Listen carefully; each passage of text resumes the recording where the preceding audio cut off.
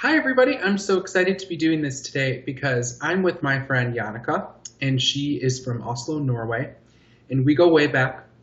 We met a few years ago, and I've been in love with Jannecke's work for many, many, many years. And we've been in touch, and we've been talking, and we decided a little while ago that we wanted to do some collaboration, and we wanted to talk to each other about each other's unique perspectives about different topics in health, wellness, spirituality, all of the above, all these good things. So welcome, Jannecke. I'm so excited to have you on my channel. Thank you. I'm very excited to be on your channel and I've been following it and I love your interviews and your work. Thank you. It's exciting. I'm just kind of getting into a momentum and a flow with everything. So I'm meeting with you today from the perspective that I meet with clients. This is when people work with me, this is what they see because this is my workspace. And I wanted to talk to you today about some topics that we're both really interested in because you and I both share, if I'm correct, we both share that we have journeys with health and food ourselves and have a lot of different philosophies and ideas about why things are the way they are in our lives and where it all came from and how to live a healthy lifestyle. So in your life, it sounds like you've had interesting experiences with food and with body image. For me, I'm really open and public about it. From a young age, I started overeating a lot, and I did it kind of as a coping mechanism to deal with emotions. And I ballooned, and I was over 300 pounds because I was binge eating, and then lost a bunch of weight and gained it back. But are you open to talking a little bit about your story? Well, yeah, sure.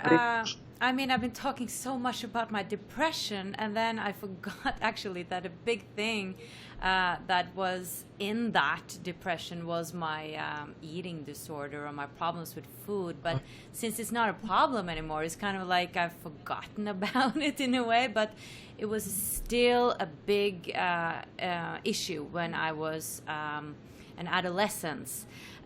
We just did an interview on my channel, and then you told me that it started very early for you, and it didn't for me. I can't remember having troubles with food when I was a child.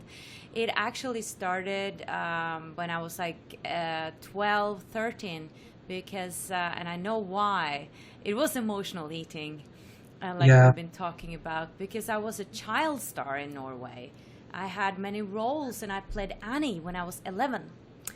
And I got so much attention, and I'm doing talks about that now. It was way too much attention for an 11-year-old. I didn't know what to do with it. I was like smiling all day, and I got tired in my chins, Wow. and then, when I was done with a role, it just stopped. Nobody were applauding anymore. And I thought that, well, I gotta be, loved and adored, and I need attention and confirmation, because I thought that was love. I had misinterpreted that in a way as a child. So when it stopped, I just didn't know who I was, and then I Yeah. just started eating, like you told me in the interview. Just started eating.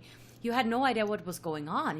Like you're not aware of, oh, this is a challenging period you are in your life, Jannecke. Yeah. You were Yeah. just on the stage. Now nobody's applauding anymore.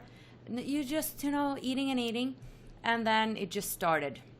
And then I Yeah. gained weight. And then I felt awful. And then I started dieting. And then what do you call it? Jojo, no. Yo-yo. Yeah. Yo-yo dieting started. Yeah. Yeah. That's really, and what kind of sticks out to me about that experience is it's almost like, and it might not seem like this because it was such a positive, it seemed seemingly positive, but all the attention, then it being completely abruptly taken away from you, that's a trauma. Right. That's a trauma. And for an 11-year-old who is just starting to come of age and starting to understand their relationship with the world and with people, that's a lot to be taken away from you so quickly, especially when you kind of get used to it. And that's really interesting. Yes, and I was also hearing that I was so cute as a young girl, and then when you grow into being an adolescent, you need to be pretty, not cute anymore, you know? Yeah. And I didn't know, I knew I was talented and cute, but I didn't know if I was beautiful and pretty as a sexy young girl. So I think that was, I was also feeling shame. Was I pretty enough? Was I valuable anymore? Did anybody want me? And then I started dieting a lot, and I also was flirting with bulimia a while. But for me, it was more like overeating. When I came home from school, like I would eat an apple during lunch, and people were like, "You eat nothing." And then I would go home and I would make food and food and food and food, and just eat and eat and eat. And I remember my mom was like, "Jannecke, you've eaten like, I don't know, 7 or 8 slices of bread. Aren't you gonna stop?" And I remember I was so ashamed. And I didn't realize it. Like, I didn't know that I was doing it. I just did it unconsciously. And it's kind of like what bothers me is I feel like what it comes down to is a fundamental issue that, like, we as people, in many cultures around the world don't know how to deal with people's emotions. We don't know how to work with children and help them identify what they're going through. And I really relate to you because I was always overeating, but I never really knew what I was doing. It was just kind of life. Life was just kind of like, find as much food as you could get and eat it secretly, or in some sort of way. And then being called out on it, I think a lot of times people develop really complicated relationships with their parents too, because they'll have an eating issue and their parents will call them out on it as a child. And the way the parents go about it, it's never meaning to harm or hurt the child, but the child is so taken aback by it and is so hurt by it because it's basically like an affront to your sense of safety and sense of self. It's really hard. So I'm open about that. Like, my parents and I talk about that all the time. I'm like, this is the meaning I took from this and this and this and this. And they're like, well, this is what we actually meant. You could have that sort of dialogue. Have you and your parents, did you at any point ever talk about that part of your life? Not really that much. I come from a very athletic family and they're exercising a lot. But I don't think they were so in touch with their emotions. I mean, they're more now, but I don't think then. And I'm not blaming them at all. It was just at that time they had their own issues. Maybe they didn't quite understand what was going on with me, how it was like being a child star, and all of a sudden, moving into adolescence. So she was just more observing, you're eating a lot, but I took it, as the biggest shame. And there it just continued on for a long time being a problem in my life, the food. Mm-hmm. And what shifted for you? At what point in your life did you turn it around, or do you still time to time struggle? Oh yeah, and I love what you said in the interview that since you're a coach, or that it's allowed for coaches to still process and deal with their issues, and I feel the same. Like, I'm dealing with ups and downs all the time in my emotional state, and even though I talk a lot about self-love, I'm still working on self-love. But when I think about food today, I don't look at it as a problem anymore. And it kind of just happened with actually me loving myself much more. Because my big issue was the depression that I thought I just fell down in this darkness in my 20s because I lost my voice. Because I was a singer and musical theater artist. And then I lost my voice after doing Rizzo in Greece. And I had to turn down the main character in Little Shop of Horrors, Audrey. Oh. Yeah. My career was just like going like this, and then it just all fell. And I was 21 years old and no one wanted me. or I felt like that. No one wants me because I couldn't talk. Like I had nodules on my voice. I had That's to, awful. yeah, and I couldn't speak with my boyfriend even. I went up to my cabin. I just had to be quiet. And I was like, so what am I supposed to do with my life? I was supposed to be this big musical theater artist, and now I can't even sing, and who knows if my voice will be great again.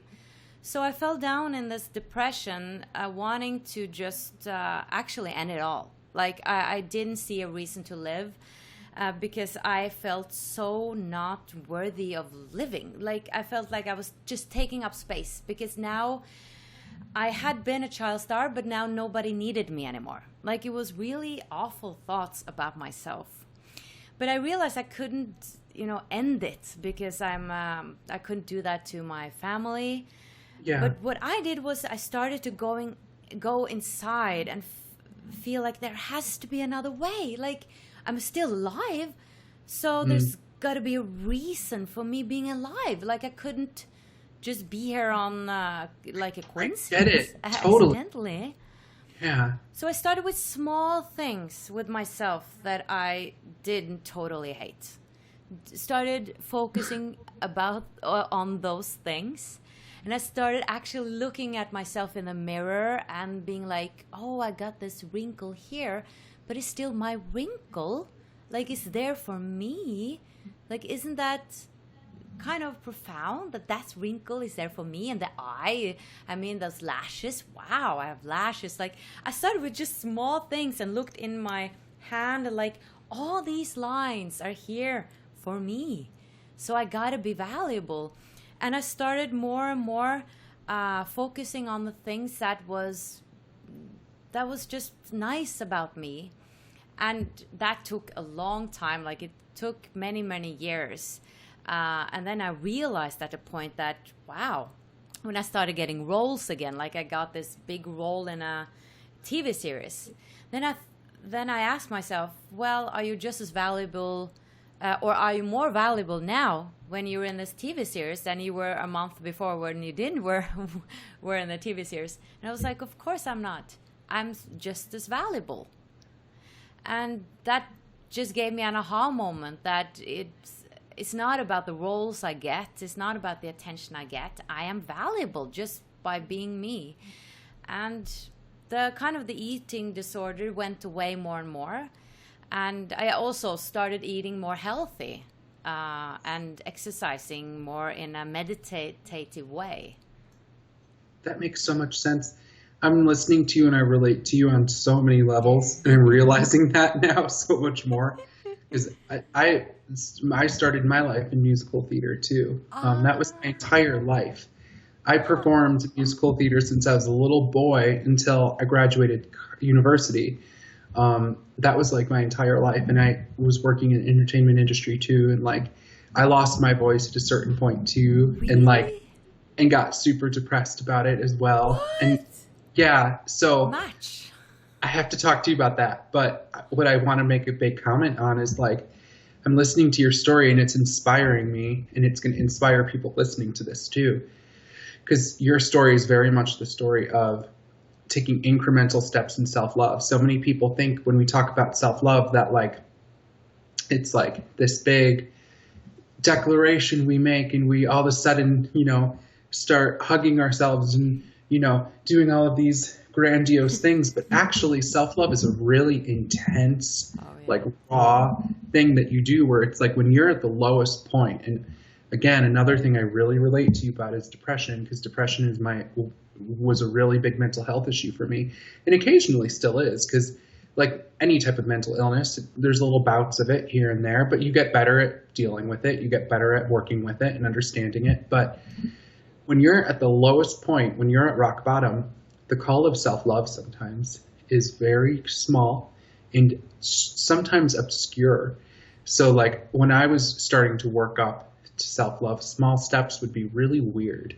It would be like, go outside and make a fire and take these things that you're holding from years ago and put them on the fire. Like really weird, obscure things. Or it would be like, go put your music on and go walk around the block once. Like really weird, strange things, but then it starts to snowball and it becomes like bigger and bigger and bigger. And then your whole life becomes, according to the question, what would someone who loved themselves do? I love that. I love that story. And I wanted to ask you, do you feel like the eating disorder, it was just symptomatic of what you were going through in your life at that point? Oh yes, definitely. Yeah. I still gotta admit that I do love food. I really love Same. food. And I eat more than my brother and my father, probably together also, because I just love food. But what I started doing when I was 14 years old was I cut out all the sugar, and I actually, luckily, fell in love with vegetables and a more plant-based diet.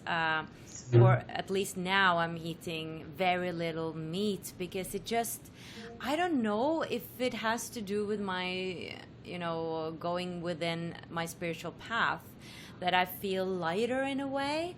And then I don't feel good about eating meat because I feel more heavy when I eat meat, and it's like my body doesn't want it. And I guess I'm listening more to what my body wants. So I'm eating very, very healthy, but I love it. It's not like a sacrifice. Like I have now ready vegetables with eggplant and mushrooms, and I'm so excited about it.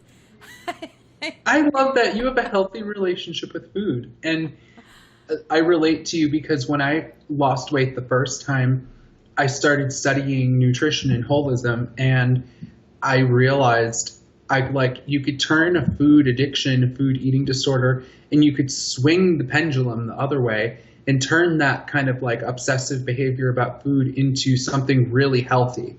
Then you could turn it into sort of like a zest for creating amazing dishes, or learning more about nutrition, or putting certain foods together, or experimenting with tastes and cuisines and dishes. And like you could really use it to your advantage. And when you start eating healthier, you feel better. And it's not even like a out there spiritual thing. Like it's scientifically proven. People who tend to eat more of a vibrant, healthy lifestyle tend to have healthier mental states. Mental health tends to improve with healthy diet. And so it's one of those things where it's kind of like, if you struggle with depression, if you struggle with any sort of, thing where it causes you to feel really low and struggle with different disorders or addictions, introducing really healthy foods is a great way to help mitigate those symptoms. And I feel like with meat, here's my thing about meat. I think that humans are definitely omnivores. I think that we're definitely evolved to be able to eat both meat and plants. And I don't think that there's anything wrong with that. I think that's just our evolution. I live in the United States, so I could really only speak to where I live. But I became familiar with contemporary factory farming practices, and I realized that I can't support the industry in general. So because I know how much they're polluting the earth, because I know how much these animals suffer, and because I know that they're feeding these animals really unhealthy, unnatural things, I know that at least where I live, I can't justify eating it. But I guess elsewhere in the world, practices are different, and it might be a completely different industry. So I think it affects the way people think. And I see that especially in Scandinavia and Europe. People have a totally different attitude towards meat than people in the States do. I think over time, it's going to become necessary, like for the survival of the planet, that people are going to have to shift to plant-based. But I used to be the kind of vegetarian who was really preachy and who wanted to like preach the gospel of vegetarianism.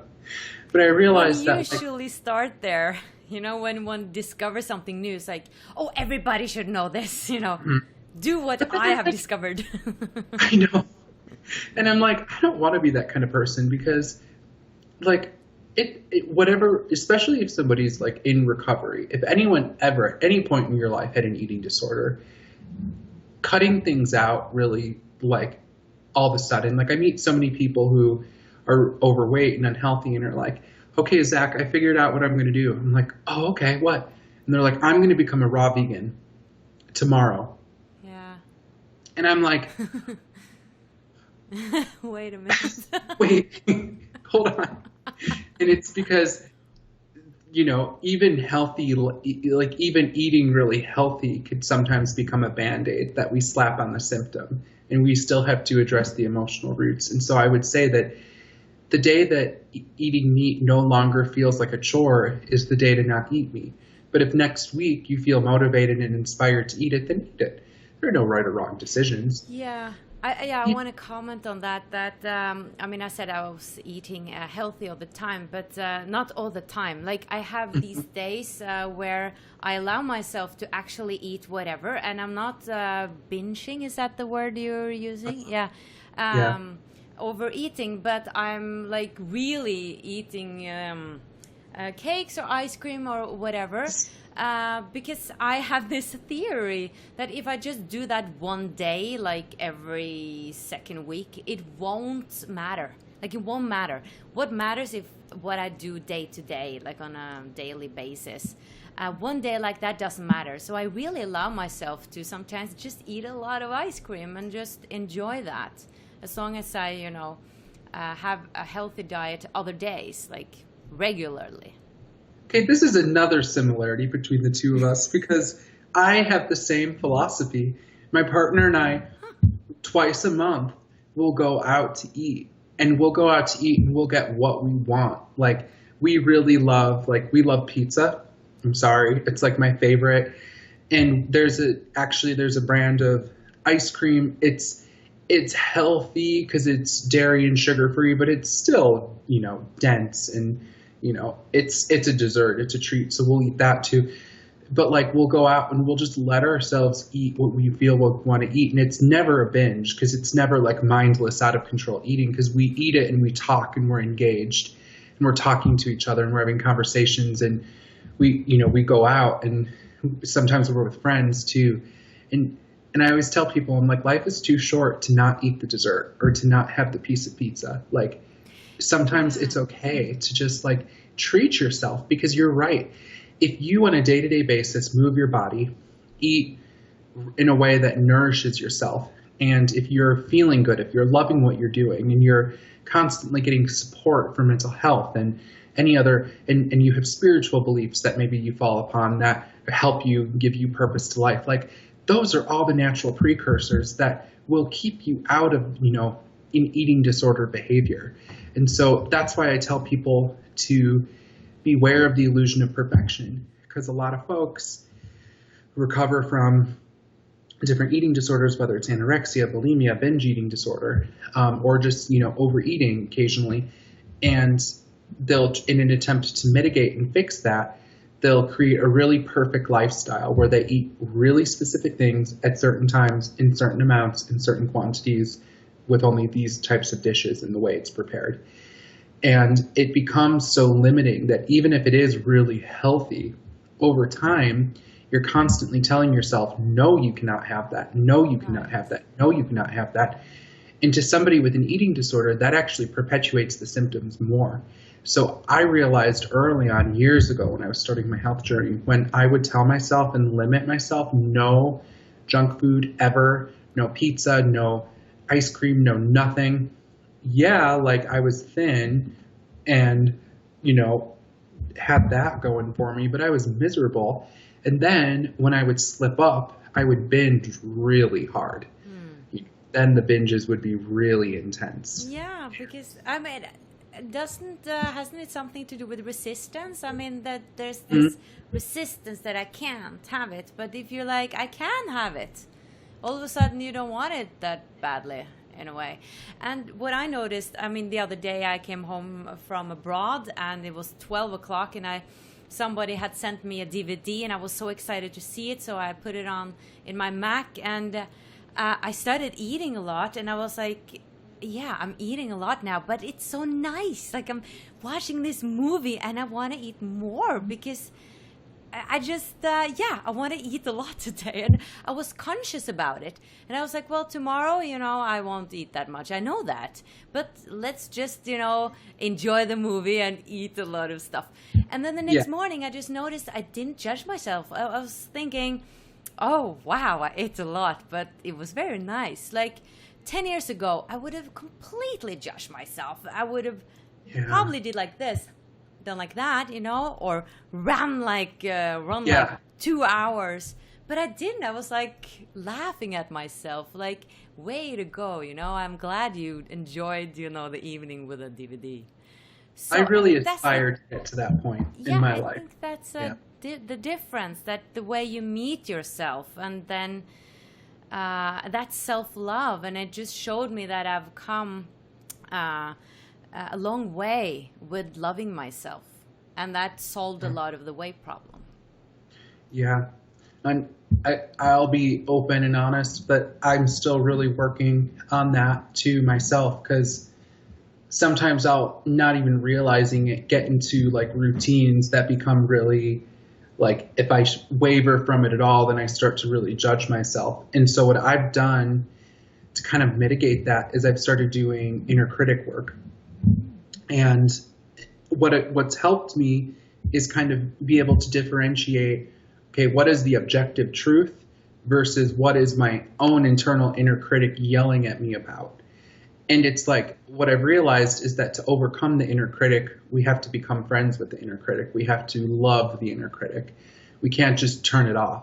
It has to become to this point where our critic will say something like, you ate way too much last night. Don't you feel fat waking up this morning? Or can't you just feel your body getting bigger? Or things like that. Our inner critic will tell us that, and we have to look at it and we have to be like, okay, whose voice are you?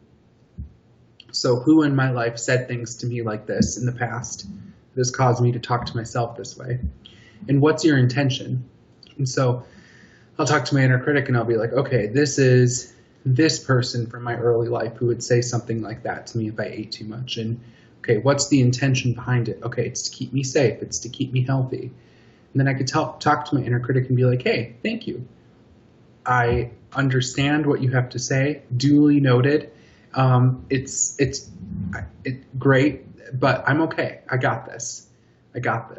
And it gets me through mornings where I wake up and I feel really guilty. It gets me through those mornings and into the day without feeling totally, held back by my own inner critic. And I think that's a huge part to that also, is just understanding that if we aim for perfection in our diet or in our exercise routine or in our lifestyle, we're always going to be disappointed, because nothing ever remains constant. And especially with food, we have to adjust. We have to go as we go. So it sounds like you have struck a beautiful balance with dealing with your inner critic. Yeah, and I didn't go for it like consciously that I was going to solve the weight issue. It was, I wanted to solve my life. Like, I wanted to be happy. Like, I found that I had to find a way to be happy. And then the weight problem and I was a little bit overweight. That solved itself through the self-love. And I am exercising a lot, but I remember it's just such a difference from when I was 20 in the gym, like standing there sweating 1 hour. And I was standing on these, I don't know what it's called. And I remember, there was one time I was standing there and all of a sudden I just got nauseous of the whole situation. I was like, I can't deal with this anymore, because I went there every day. And my mom was standing next to me and I just went out, like out of the gym. And because I just couldn't handle the gym anymore. I was done. And I don't remember what I did after that, but I think I started running actually out in nature.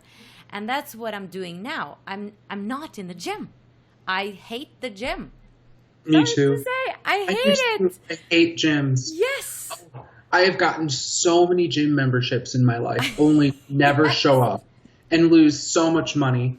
And then every time I'm like, I'm not going to do this again. And then it's like, oh, it's an expensive habit. I wrote a blog, actually, a brief little anecdote. I wrote a blog recently about like weight loss industry and about how certain gyms make their money off selling memberships to people that they plan on never showing up. And so gyms will market to people who they know will never come to the gym, and they'll sell them really cheap membership. And then they'll get the cheap membership, month to month. And it's not much. It's like $10 or something, kind of a drop in the bucket for an average person. And they'll never show up and they won't really care. They'll be like, well, I have the option to go if I want, I'm not paying much. But then on a big, massive scale, the gym is doing this for thousands of people. Now, the business model is such that if everybody with one membership showed up to a gym, it would be mass chaos. There would not be enough room for the people. And these companies bank on that being the case. They're like, they're not going to show up. That's how we Zach, make money. are you touching your microphone a lot? Nah. It's it's making some noise. It doesn't make some noise when you have your hands here, I can see. But when you're like here, it's making some noise. Is this a little bit better? Yeah, I think so. Yeah. And another thing is that I feel like jogging, to me, I jog almost every day, but it's because I feel so good being in nature. And I actually, like, people were like, oh, you're not seeing a happy jogger. I am a happy jogger. Like, I love being in nature. It's meditative. I get ideas and I'm like thinking, solving problems. And then I know that I'll just stay healthy. But the main reason for running is that I'm very restless and I need, to think and I need to just move my system in a way. And I am the same way. Yeah. I feel the same way as you. I've always felt like jogging is never punishment. But for me, it's like it's mental health. Yeah. When it comes down to it. Because it's like, I know probably if I'm jogging consistently, I'll lose some weight. And it's actually a goal I have for myself. I'd love to lose a little bit of weight just to feel like healthier and more vibrant and strong. Like, I'd love that. And I have actually been consistently losing weight. But what I feel like is I never worry about that. Like when I'm jogging or walking, one of the two, because I love both equally. Yeah, me too. It's just different like vibes, different moods. But like when I'm doing it, I'm never thinking like about how many calories I'm burning. Instead, I feel like I'm tapping into something bigger. Like I feel like here's this idea coming in, or my favorite thing to do is listen to my favorite music and visualize what I want. And so I'll visualize different events in my life happening and just kind of put it out there. And actually, long ago, I started visualizing having an interview with you. That's awesome. When I was jogging, I was like, I see it. Yep. And just like getting into a space where then you feel so amazing about it. And it's great. Like I think running and walking is a really big part of my spiritual practice too. Me too. I don't know if you're the same, but I really struggle with sitting meditation. I have a very hard time meditating and I need to move. So I actually think that I get most into meditative state when I'm running. We have so many similarities. It's funny. Yeah. I didn't know that. Yeah, I'm the same. Like, I've realized that sitting meditation is really hard for me because I'm so restless and I love nature and I love looking at the stars or the birds. And yeah, I got to move. And then I feel I'm in my body. I'm present. Yeah. I'm present and connected with something bigger. That's why I moved to Utah with my partner. We moved here because we were living in Chicago, and Chicago's beautiful. There are really great areas, but it was just too urban for us. And we're like, we miss the mountains and the trees and the birds and the stars. Like, yeah, all those same things. We moved here, and now it's like, I feel like a giddy little kid now. Every time I go on a walk, I get to go on these outrageously beautiful, places to walk, and I feel so lucky constantly. But yeah, I get so frustrated when people I have a lot of colleagues and people who are also in the health and wellness field, and they all talk about how important it is to meditate and all of these sorts of things. And I'm like, yeah, but I can't. I've tried where I sit down, I'm like, okay, clear my mind, clear my mind. And my mind's like, oh, you have to do this later and do this and this and this. And everyone's like, you have to train your mind not to think. But sometimes the best way to get into that is when you start moving, get your heart rate up, and kind of our brain chemistry changes when we're running, because there's so many things changing in our neurotransmitters are firing. Yeah. Is it or oxytocin or endorphins or I don't know what it is, but something. Yeah, endorphins. Endorphins, yeah. Like all of these important things like endorphins and serotonin, and I'm sure oxytocin, especially when you have a really close connection with somebody else, it turns on all of these things, and it really helps initiate a meditative state. Just talking to you, I'm motivated to go running after this. It's been a bit a few late days here in Oslo. It's like 10 o'clock. Yeah, no, I think that's really important. That we talked about that in the other interview as well. That for instance, for me, I can talk a lot about how one can have a spiritual experience from like an intellectual place in a way, but I wouldn't say that I'm there all the time where I'm having all these experiences, but I know some techniques you can do. And I still would like to teach them to others if they would like to learn. But for me now, I don't feel the necessity. Yeah. Necessity. English is weird. Yeah.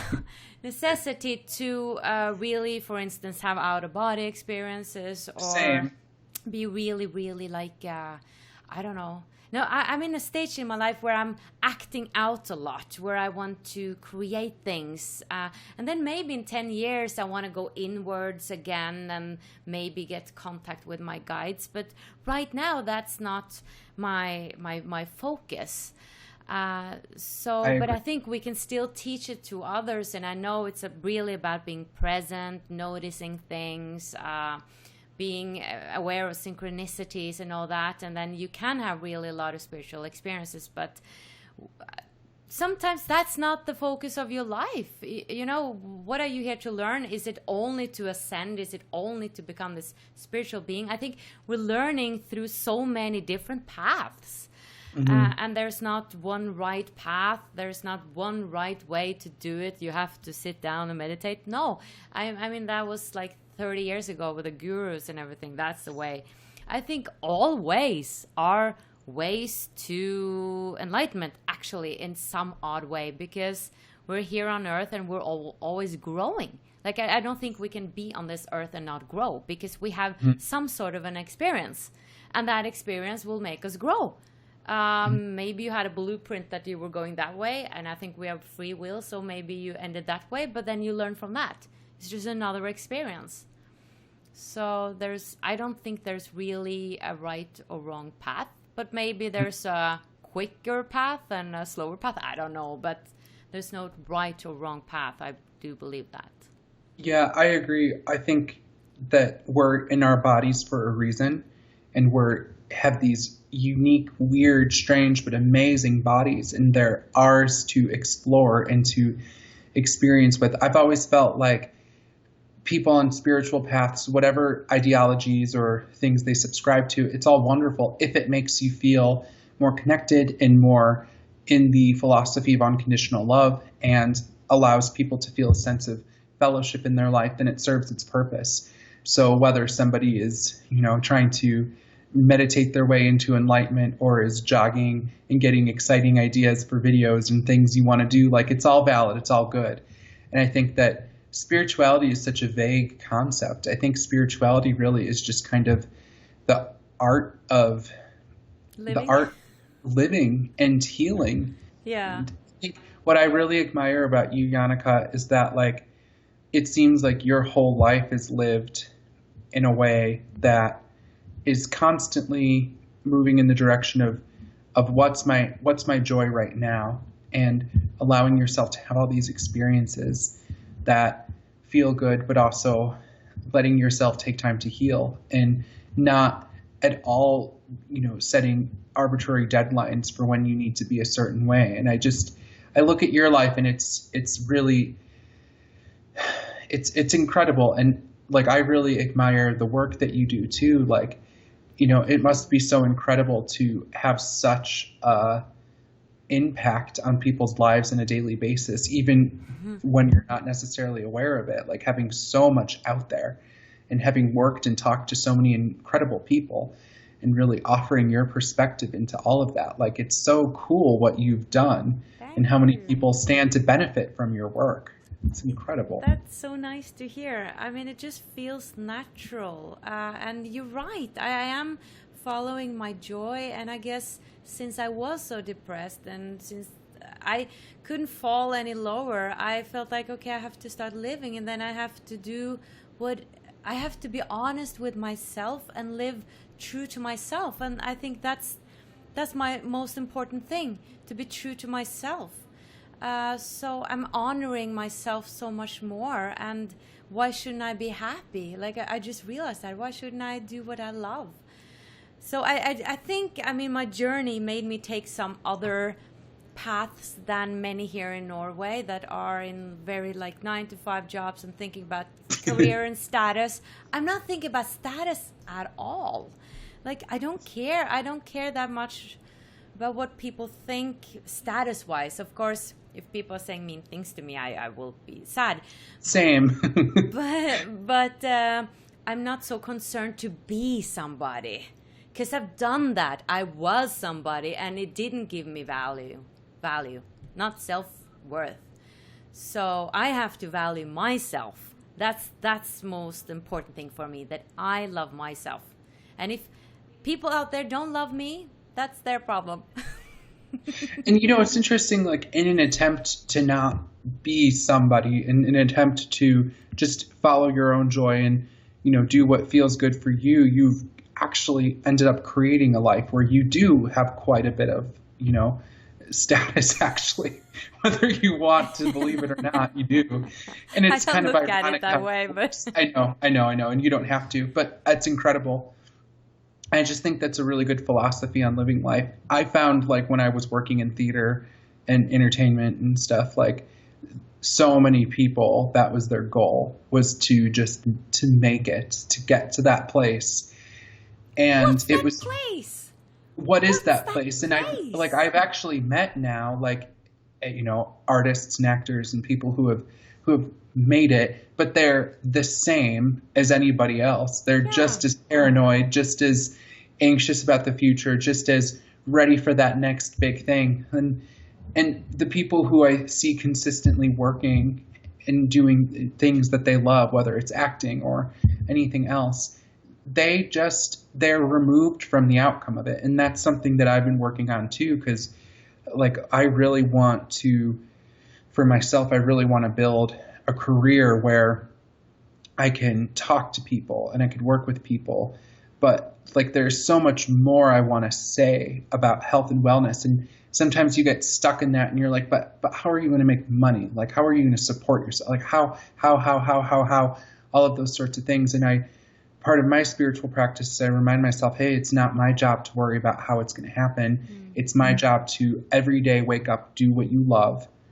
And I know this is generic advice, but it really works. Like, do what you love and allow it to come to you. Allow the means to flow. That's my philosophy too. And I haven't solved the how to make money problem issue. Not yet, but I'm seeing more and more solutions. But I guess I've just made the decision that I want to do what I love, and then I'm working a little bit aside, you know, and I'm fine by that. I have a day job that I also love, actually, because it's very social and nice, and I like going there. But I don't picture myself being there the rest of my life. Like, I picture that I will work more with these videos and interviews and stuff like that, and sing much more again. But it's just not that much of a concern, because I feel like the universe has my back. Yes. Yeah. Yeah, I think it was Gabby Bernstein who just, like, put out, like, a big thing on her page. She's like, don't worry, the universe has got your back. And when she put that out, I was like, yes, I've been feeling this way for so long. And yeah, I believe it. I believe it so much. Yeah, I mean, what else could be right? You know, when you're doing what you love, it feels right in your heart. how can that be wrong? Like, it just makes sense to me. Then the universe has to give it to me. Maybe not now, but at some point. Because it couldn't be wrong to follow your heart. It just can't. It can't. And yeah, so many people live their lives doing what they think they should do. And I know that was my life for a long time. I thought I should do things because I was good at it, or because I was used to it, or because I was established in it. But then when I made the decision to step away from theater and go into self-help and, health and wellness, it was like the scariest decision I ever made in my life. I was like, oh my God, I'm going to fail. But all these years later, I'm sitting here, I'm so much happier. I get to do what I love. It's great. It all works out in the end. So I really love talking to you. Yes. I just want to say one more thing. Yes. If you're a tree, why do you want to try to be a flower? You're supposed to be a tree. You're supposed to be yourself and grow like a tree. So if you're trying to do something you feel like you should do, you're trying to do something that someone else told you to do instead of following your natural organic path in a way. And that path, I think, is through the heart. Mm-hmm. Through the heart. Maybe that's maybe why we lost our voices. It was because we were supposed to find our voice in something else. Yes. Yeah. I like that, Zach. I love talking to you. I know, this was so fun. Yeah. I've been looking forward to this for so long, so it feels surreal, but at the same time really real. And I'm really happy that I loved where we went today. I think that those of everybody watching this will really enjoy it. So Jannecke has an amazing YouTube channel. It's incredible. It's called Wisdom from the North, and I'm going to put a little link below so you could check it out, and please subscribe to her channel. Subscribe to mine too if you're so inclined, and really appreciate everyone watching this today. Thank you. I hope you found some wisdom from this conversation, or at least just enjoyed it. I know I loved talking about these topics, and I'm just so grateful to have gotten to talk to Jannecke about it. So thank you so much. Thank you for having me on your show. It's an honor. Yeah. And hopefully we'll get to talk again in the future. Yes. Here's to a long and prosperous career. You too. Okay. Bye. All right. Bye.